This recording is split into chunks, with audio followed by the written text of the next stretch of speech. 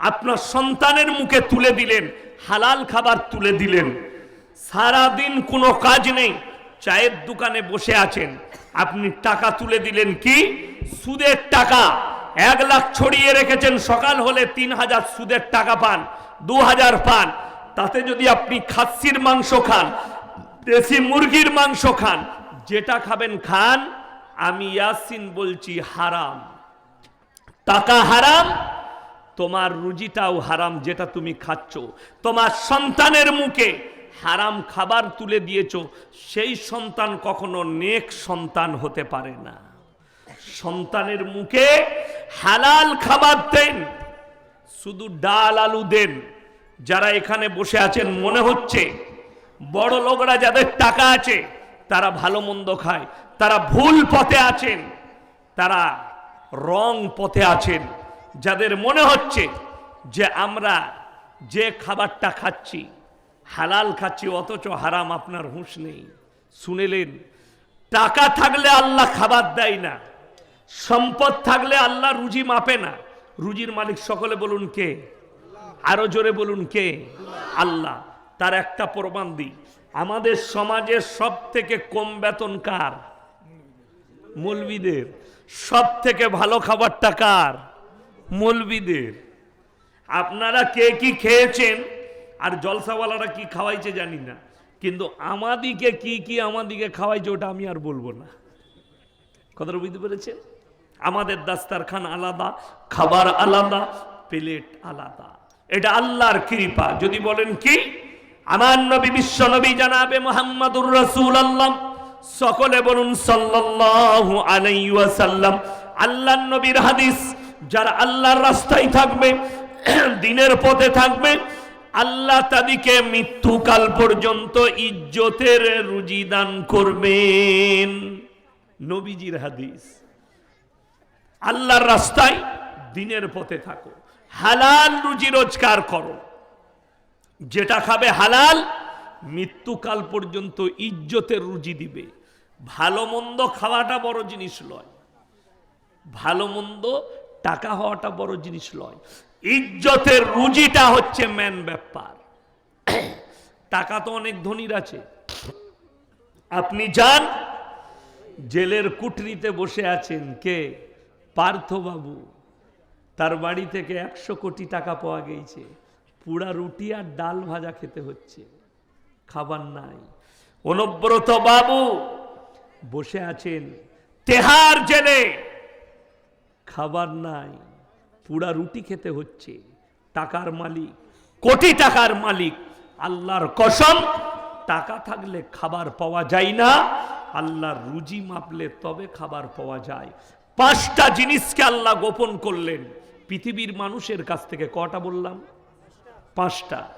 5টা জিনিসকে আমি আল্লাহ গোপন করেছি পৃথিবীর সমস্ত মানুষের কাছ থেকে, এমনকি নবী রাসূলদের কাছ থেকে আল্লাহ গোপন করেছেন।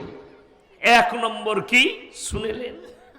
সূরা লুকমানের শেষ আয়াত, ইন্নাল্লাহা ইনদাহু ইলমুস সাআহ ওয়া ইউনাজ্জিলুল গায়থ ওয়া ইয়ালামু মা ফিল আরহাম ওয়া মা তাদরি নাফসুম মাযা তাকসিবু গাদা ওয়া মা তাদরি নাফসুম বিআইয়ি আরদিন তামুত ইন্নাল্লাহা আলিমুন খাবীর। হে আমার নবী বলে দাও, ইন্নাল্লাহা ইনদাহু ইলমুস সাআহ, কিয়ামত কবে হবে আমি আল্লাহ ছাড়া পৃথিবীর কেউ জানে না। জোরে বলুন সুবহানাল্লাহ। কিয়ামত কবে হবে পৃথিবীর কেউ জানে না।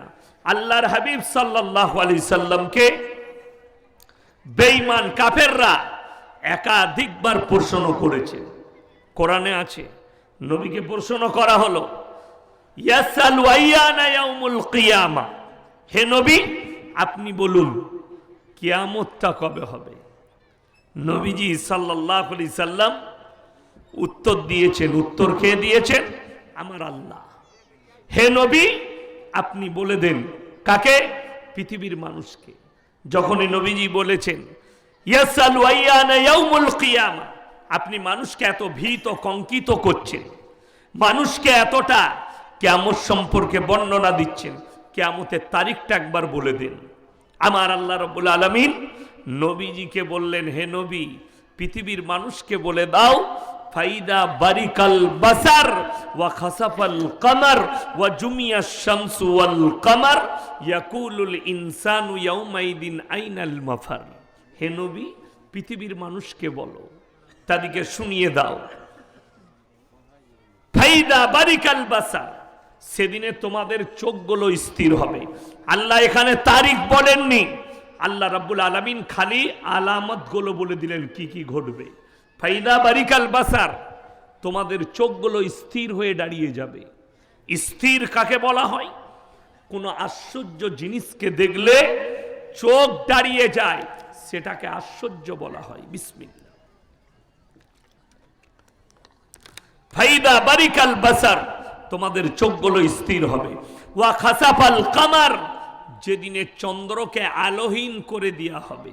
ওয়া জুমিয়াশ শামসু ওয়াল কামার, যেদিনে চাঁদ আর সূর্যকে একটা রাস্তায় টক্কর খাওয়ানো হবে।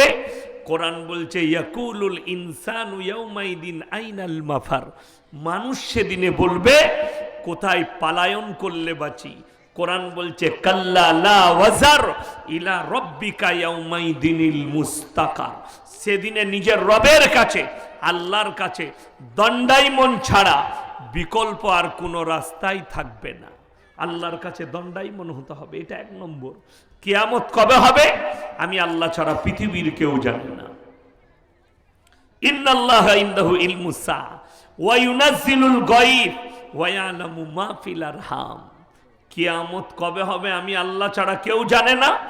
মায়ের গর্ভে বেটা আছে না বিটি, বিকালঙ্গ না কালো, খুড়া আছে না ভালো আছে, আমি আল্লাহ ছাড়া পৃথিবীর কেউ জানে না।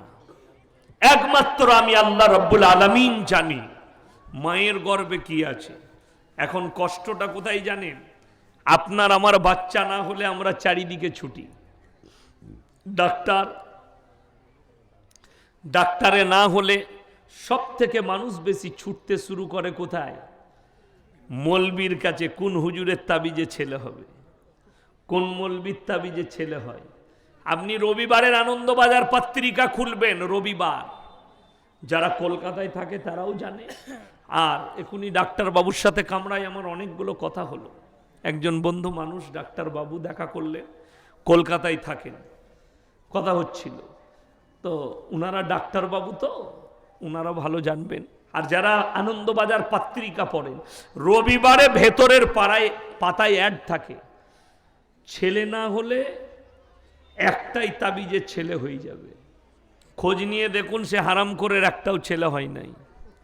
যে তাবিজ দিচ্ছে সে হারামখোরের বিয়েই হয় নাই, অথচ তার ছেলে তার তাবিজে ছেলে হচ্ছে। মুসলমান বুঝে না, মৌলবি খুঁজে পাড়ায়। কারোর বউ পালিয়ে গেলে 72 ঘন্টার মধ্যে তাবিজ করে এনে দেওয়া হয়। আমি তো বলেছি মোদিজিকে বলবো এই মালগুলো কি একবার হাজির করুন। নীরব মোদি আর বিজয় মালিয়া এত টাকা নিয়ে পালিয়ে গেছে, এই হারামখোরকে বলো তাবিজ করে 72 ঘন্টায় এনে দে মালটা। কথাটা বুঝতে পারেন নাই? যে তাবিজ করে লোকের বউ পালিয়ে গেলে এনে দেয়, তো নীরব মোদি তো এত টাকা দেশের নিয়ে পালিয়ে গেল, তাকে এনে দিতে পারবে না? ধোঁকাবাজি, প্রতারণা, প্রবঞ্চনা ইসলামে নাই। কোরআন সূরা আল ইমরান, যাদের বাড়িতে মানে কোরআন আছে, আমাকে গালি দেবার আগে খুলবেন। আমি তো গাল খাওয়া বক্তা। ফেসবুকে যে যেখানে পাচ্ছে আমাকে গাল দিচ্ছে, আলহামদুলিল্লাহ। আমি কিন্তু তাদের লেগে দোয়া দিই, আল্লাহ তুমি তাদেরকে ভালো রেখো, আল্লাহ হিদায়েত দাও। আমি খালি হিদায়েতের দোয়া করি, আমি গালি খাওয়া বক্তা। চলুন কোরআন সূরা আল ইমরান প্রথম পৃষ্ঠা খুলবেন। হুয়াল্লাযী ইউসাউবিরুকুম ফিল আরহামি কাইফা ইয়াশা লা ইলাহা ইল্লা হুয়াল আজিজুল হাকীম। হে নবী বলে দাও, মায়ের গর্ভে সন্তান দান করি আমি আল্লাহ আমার ইচ্ছা মতো, আমি কারুর পরামর্শে কাজ করি না। জোরে বলুন না সুবহানাল্লাহ। আল্লাহ বললেন আমি আমার ইচ্ছা মতো সন্তান দান করব, আমি কারো পরামর্শে কাজ করি না। আল্লাহ কোরআনে বললেন আপনি কার উপরে ভরসা করেছেন? চলুন ওয়ামা তাদরি নাফসুম মাযা তাকসিবু গাদা ওয়ামা তাদরি নাফসুম বিআইয়ি আরদিন তামুত ইন্নাল্লাহা আলিমুন খবীর। কার কোথায় কতটা রুজি মেপেছি আমি আল্লাহ ছাড়া পৃথিবীর কেউ জানে না। ডাক্তার বাবুদিকে জিজ্ঞেস করুন, 100টা বড় লোক, 100টা জ্ঞানী, 100টা মাস্টার, 100টা আপনার কোটিপতি সকালবেলায় আন্ডার প্যান্ট পরে ছুটে, খেতে পাই না, সুগার হয়েছে, ডাক্তারে বলেছে বিনা চিনি চা খাবি। তাকিয়ে দিকে তাকিয়ে মনে করুন যাদিকে আল্লাহ সুস্থ রেখেছে, আল্লাহর কসম রুজি আল্লাহ মাপে, মানুষ নয়। খালি বাপ হচ্ছে মাধ্যম। আপনি ইনকাম করছেন, আল্লাহ আপনার মাধ্যম দিয়ে আপনার সন্তানকে রুজি মেপেছে। আল্লাহ আপনার মাধ্যম দিয়ে সন্তানকে দুনিয়ায় পাঠিয়েছে, আপনাকে মাধ্যম করেছেন আল্লাহ। এটা দুনিয়ার নিজামত। আল্লাহ যদি চাইতেন বাপেরও প্রয়োজন হতো না, বিনা বাপে আল্লাহ সন্তান দান করত। আজকে আপনাকে বলে দিই, মুসলমান বুঝে না, এই যারা 25শে ডিসেম্বর পালন করেছে ক্রিসমাস, ইসলামী শরীয়তে হারাম। কেন হারাম? এই দিনটা খ্রিস্টানরা এই জন্যে পালন করে, এই দিনে আল্লাহ বেটা জন্ম দিয়েছে। নাউজবিল্লাহ বলেন, নাউজবিল্লাহ বলেন। কারা বলে? খ্রিস্টানরা, তাদের আকীদা। এই দিনে আল্লাহ বেটা জন্ম দিয়েছে পৃথিবীর বুকে। ঈসা নবীকে তারা আল্লাহর বেটা বলে, যার কারণে তারা পদভ্রষ্ট। 25শে ডিসেম্বরটা তাদের। চলুন আগে, একটু আগে চলুন। 1 জানুয়ারি হাজারো মুসলমান কি করে? ফিস্ট করে, পিকনিক করে। করেছে না করেনি? করেছে। এখনো যাচ্ছে যে চল জানুয়ারি মাসে ফিস্ট করব, গান বাজিয়ে, বক্স বাজিয়ে। যে যুবকরা ফিস্ট করতে যাচ্ছেন, মায়েরা বাবারা শুনে যান, সন্তান যদি জানুয়ারি মাসে আপনার পিকনিক করার জন্য পয়সা নাই, ঝাঁটা জুতো মারবেন, পয়সা দিবেন না। ইসলামী শরীয়তে যদি বলেন হুজুর 1 জানুয়ারি কেন পালন করা যাবে না, আমি মানা করব না। কোরআনকে জিজ্ঞেস করুন। গায়রিল মাগযুবি আলাইহিম ওয়ালাদ-দাল্লিন। মাগযুব মানে ইহুদি, দল্লিন মানে নাসারা।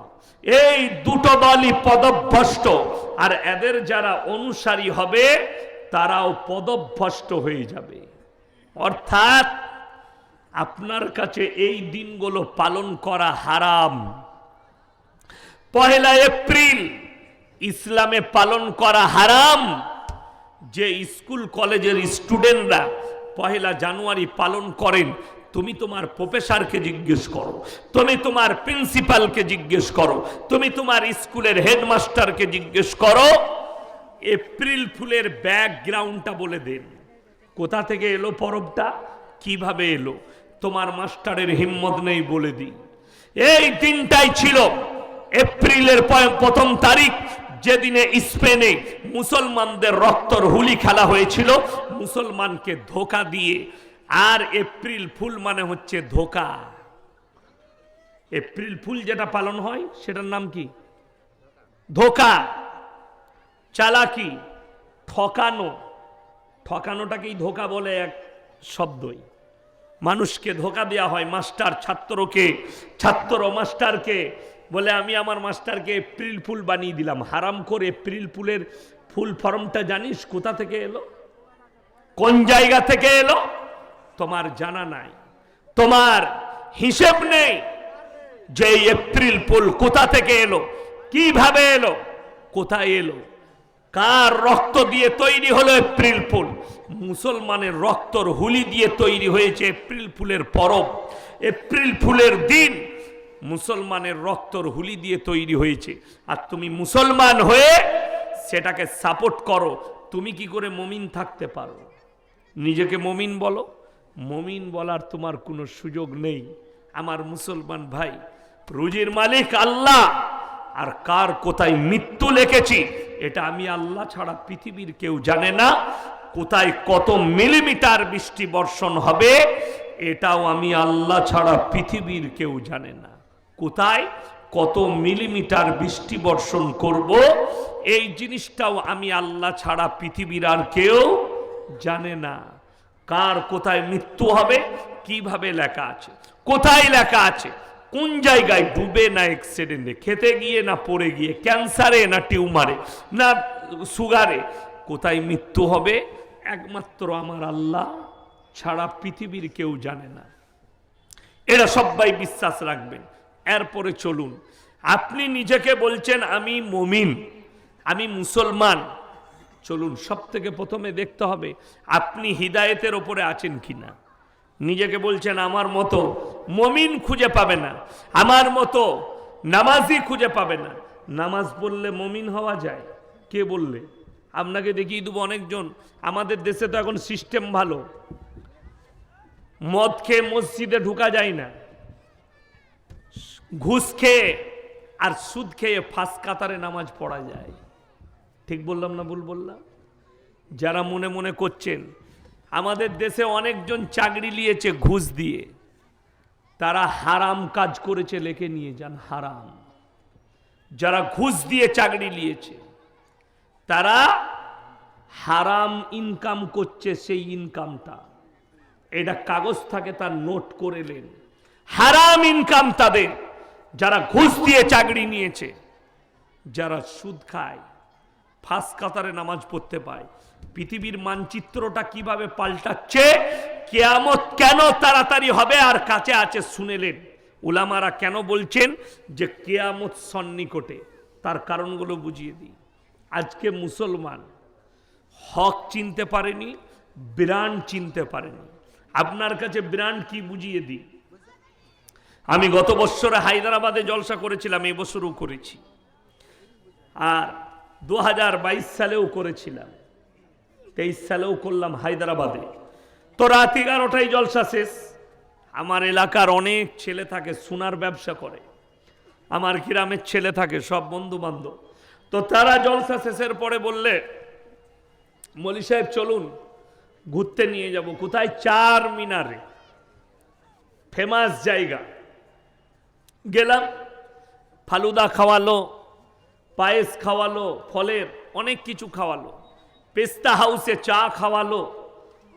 তো দেখছি চার মিনারে অনেক দোকান আছে। একজন ঠেলা গাড়ি করে ভ্যানে করে ঘড়ি বিক্রি করছে, একটা যুবক। তো একটা ঘড়ি আমার হাত ঘড়ি ব্ল্যাক কালারের ছিল, খুব পছন্দ হলো, এখনো আছে বাড়িতে। তো আমি বললাম ভাই इसका कितना रुपया कीमत है? बोले मौलवी साहब इसका 200 रुपया कीमत है। मैंने 150 में आएगा? बोले ले लीजिए। আমি 150 টাকায় ঘড়িটা হাতে পড়ে নিলাম।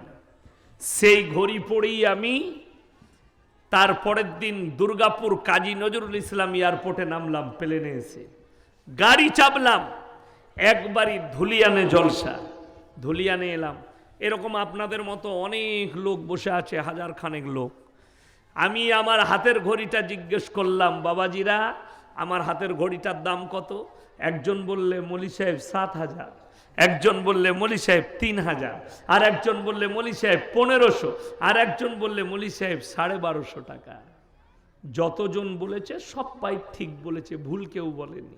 যদি বলেন কেন, সবাই তো ভুল বলল। এই জন্যে ভুল বলেনি যে 7,000 বলেছে সে মনে মনে ভেবেছে ইয়াসিন সাহেবের মতো বক্তার হাতে ঘড়ি যখন মালটা বিরান্টি হবে। কথা বুঝাতে পারলাম? এখনো বাঁশটা দিই নাই, বাঁশটা লাস্টে দেবো, এই তো শুরু করেছি, দাঁড়াও নিয়ে যাই শেষে। যে 3,000 বলেছে সেও ঠিক বলেছে, সে ভাবছে ইয়াসিন সাহেবের হাতে আছে ঘড়িটা কুমা নয়। ওই ঘড়িটাই কিংবা একটা বড় গরিবের ছেলে যদি 5,000 টাকা দাবি ঘড়ি পড়ে, লোকে বলবে রায়গঞ্জে 80 টাকায় কিনেছিস বে। ঠিক বললাম না ভুল বললাম? গরিবের ছেলে যেহেতু সে গরিব, তার হাতে 5,000 টাকা দামি ঘড়িটা 80 টাকা হয়ে গেল। বলে দিই, আপনাদের কোনো গ্রামের ছেলে, গরিবের ছেলে ছিঁড়া প্যান্ট পরে রাস্তা দিয়ে গেলে লোকে বলবে ও গরিব, গরিব তো পয়সা নেই, ওই জন্য প্যান্টটা ছিঁড়া। আর ওই ছিঁড়া প্যান্টটাই শাহরুখ খানকে পরিয়ে দেন, বলবে দারুণ ডিজাইন বে, প্যান্ট খান কোথায় পাওয়া যাবে বলতো? ঠিক বললাম না ভুল বললাম? খালি লোকটা পাল্টে গেল, প্যান্টার মূল্য বেড়ে গেল, এরপরে বাঁশটা লাও, বাঁশটা দিচ্ছি। আমাদের সমাজে সুদ খেয়ে বড় লোক হয়েছে, হারাম খেয়ে বড় লোক হয়েছে। মসজিদে 5,000 10,000 টাকা দান করেছে, তাকে আমরা চেয়ার ছেড়ে দিই, তাকে সম্মান করে। আর একটা লোক হালাল ব্যবসা করে, দিনদার, নামাজি, হারাম খায় না, 500 টাকা দাম করে দান করে, তার কোনো মূল্য নাই। ওরে নেমো হারাম, যে হালালের পয়সা 10 টাকা দান করবে আর হারামের যদি 10 লাখ দান করে, ওই 10 লাখের থেকে 10 টাকা বলার মূল্য বেশি। এই হচ্ছে আসল ব্র্যান্ড। তোমরা ব্র্যান্ড চিনতে পারোনি। তোমরা মনে করেছো ইয়াসিনের হাতে ঘড়ি আছে মানে ইয়াসিনি ব্র্যান্ড। না, মৌলবি চিনতে হবে। না, বড় লোক পয়সা দিলে তার পয়সাটা হালাল কিনা হারাম এটা জানতে হবে।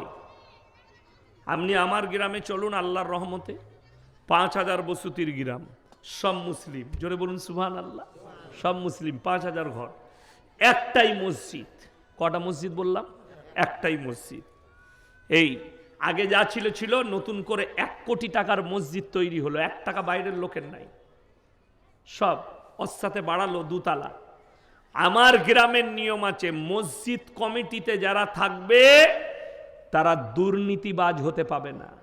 কোন রকমের হারাম ব্যবসায় জুড়ে থাকলে তাকে সাসপেন্ড করা হবে, এবং 5 ওয়াক্তের নামাজি হতে হবে মসজিদ কমিটিতে থাকতে হলে। আর আমি বহু জায়গায় দেখিয়ে দেবো, মসজিদের সেক্রেটারি হয়েছে হারামখোর, জুম্মা ছাড়া নামাজি পড়ে না।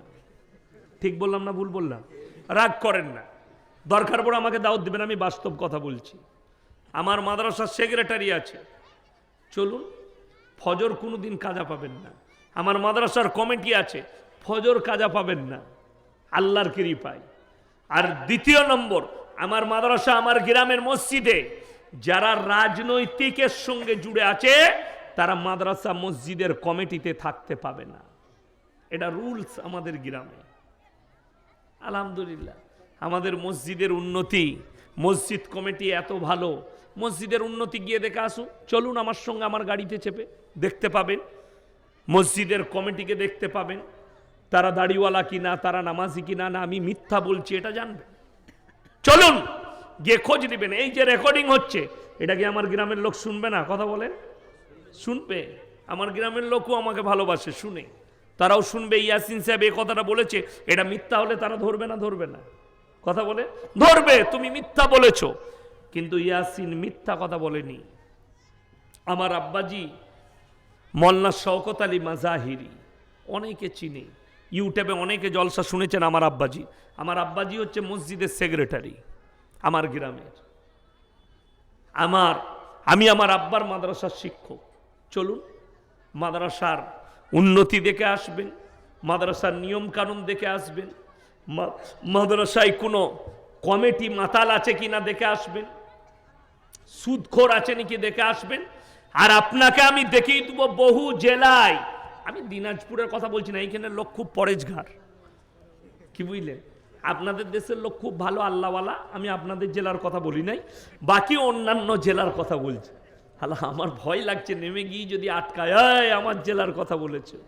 ওই জন্য তোমার জেলা নয়, আপনাদের জেলা খুব ভালো, ভদ্র, নম্র, বিনয়ী, খুব ভালো আপনারা।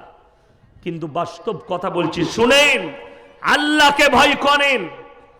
কিয়ামত ওই জন্যে কাছে, সুদখোরের পয়সা আছে মাদ্রাসার সেক্রেটারি করে দে, সুদ খেয়ে বড় লোক হয়েছে, লোকের মেরে নিয়ে সম্পত্তি করেছে, মসজিদের কেসিয়ার করে দে। সেই মসজিদ মাদ্রাসায় জীবনে উন্নতি হতে পারে না। লেখে নিয়ে যাও, তার জীবনে পরিবর্তন নাই। হ্যাঁ, সে যদি ইস্তেগফার করে পরিবর্তন আসে, দাড়িওয়ালা হয়ে যায়, নামাজি হয়ে যায়, পাপ কাজ ছেড়ে দেয়, তখন কিন্তু সে স্থান পাবে। বুঝতে পেরেছেন না পারেননি? হ্যাঁ, ওই জন্য আপনাকে এটা বুঝতে হবে।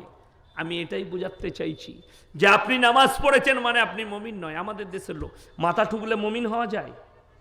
মাথা তো নাস্তিক ছাড়া সবাই ঠুকে, ঠুকে না? ঠুকে না? নাস্তিক যারা আছে, যারা আল্লাহ ধর্মে বিশ্বাসী নয়, তারা বাদ দিয়ে সবাই মাথা ঠুকে। আপনাকে দেখিয়ে দেবো মাথা কত লোক ঠুকছে। আপনি মনে করছেন মুসলমান? এই আমি মোবাইলে দেখছিলাম, বোম্বে থেকে নাকি মহারাষ্ট্র থেকে একটা মেয়ে রাম মন্দির উদ্বোধনে মুসলিমদের মেয়ে মুস্কান না কি নাম, সেই মেয়েটা আসছে। একে যারা মুসলমান ভাবছে তারাই তো গর্ধব আর মূর্খ।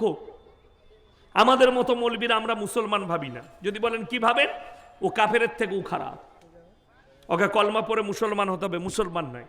ও যখন নিয়ত করেছে তখনই হারাম হয়ে গেছে। আমার মুসলমান ভাই, চলুন আপনাদিকে বুঝাই যে আপনি মনে করছেন মাথা ঠুকলেই মুসলমান হওয়া যায়।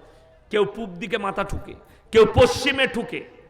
আরে এখানে একটা গল্প বলবো আপনাদিকে, হাসির গল্প, ইউটিউবাররাও পেয়ে যাবে একটা ভালো জিনিস। আমার গ্রামে একজন, কি বুঝলেন, তো আমাদের আত্মীয় হয়, চাচা হয়। তো এক জায়গায় ফুটবল খেলা হচ্ছে আমার এলাকায়। কি খেলা বললাম? ফুটবল খেলা। যদিও আমি খেলা দেখি না, আমি শুনলাম ঘটনাটা, বাস্তব সত্য ঘটনা। তো তারা গেছে ফুটবল খেলা দেখতে। তো আসরের ওয়াক্ত হয়েছে, নামাজকে পড়াবে। তো তাকে সবাই বললে, চাচা তুমি নামাজটা পড়িয়ে দাও। তো সে, আমরা কোন দিকে মুখ করে নামাজ পড়ি? কোন দিকে পড়তে হয়? পশ্চিম দিকে, যেহেতু সেখানে কাবা আছে। সে দক্ষিণ দিকে মুখ করে নামাজ পড়িয়ে দিয়েছে। কি বুঝলেন? তো নামাজের পরে বলছে, চাচা এটা দক্ষিণ দিক গো, পশ্চিম দিকে। বলছে ভাই আল্লাহ সব দিকেই আছে। কথাটা বুঝতে পেরেছেন? যুক্তি শুনবেন। বলছে আল্লাহ সব দিকেই আছে। কি বুঝলেন? নাউজবিল্লাহ বলে। তো যেমন ইমাম তেমন মুক্তাদি। কি বুঝলেন? ওর পেছনে মুক্তাদিগুলো তো সেরকম। ও দক্ষিণ দিকে নামাজ পড়েছে, ওই পড়িয়ে দিয়েছে। কি বুঝলেন? বড় কষ্ট লাগে, দুঃখ লাগে। আপনি মনে করেছেন মাথাটা ঠুগলিই হচ্ছে, পূব কিংবা পশ্চিম, উত্তর কিংবা দক্ষিণ, কেউ গাছের সামনে, কেউ ঠাকুরের সামনে, কেউ কবরের সামনে, যে যেখানে পারে মাথা ঠুকে। ওই জন্য আল্লাহ কোরআনের শর্ত লাগিয়ে দিয়েছে, লাইসাল বিররা আন তুওয়াল্লু বুজুহাকুম কিবালাল মাশরিকি ওয়াল মাগরিব ওয়ালাকিন্নাল বিররা মান আমানা বিল্লাহ। পূব কিংবা পশ্চিম দিকে মাথা ঠুকার নাম ঈমান নয়। প্রকৃত ঈমান হচ্ছে এক নম্বর আল্লাহর প্রতি বিশ্বাস। আর এই বিশ্বাস যখন আপনার দিলে আসবে, আপনি কোন দিকে মুখ করে নামাজ পড়বেন? পশ্চিম দিকে। কার উদ্দেশ্যে মাথা ঠুকবেন? কথা বলেন। আল্লাহর রাজা বান্দেগীর উদ্দেশ্যে মাথা ঠুকবেন। এক নম্বর আল্লাহর প্রতি বিশ্বাস, ওয়াল ইয়াউমিল আখির, আমার পরকালের প্রতি, ওয়াল মালাইকাতি, আমার ফেরেশতাদের প্রতি, ওয়াল কিতাবি, আমার আসমানি কিতাবের প্রতি, ওয়ান নবিয়্যিন, আর যতগুলো নবী পয়গম্বর পাঠিয়েছি এদের উপরে বিশ্বাস আনার নাম হচ্ছে ঈমান। এগুলোর উপরে প্রকৃত বিশ্বাস আপনাকে আনতে হবে, তবে আপনি ইমানদার হলেন। চলুন, আপনি নিজেকে মুমিন বলছেন, আপনি নিজেকে বলছেন হিদায়েতের উপরে আছি, এটা একটু মেপেলি সবাই নিজের হৃদয়কে জিজ্ঞেস করে মাপবেন, আমাকে নয়। আপনাদেরকে বলে যাচ্ছি, হৃদয়কে জিজ্ঞেস করবেন। সবারই নিজের মন আছে না নাই? আল্লাহ নফস দিয়েছে। নফস, এই যে নফস দিয়েছে, শুনেলেন, তিনটে জিনিস কিন্তু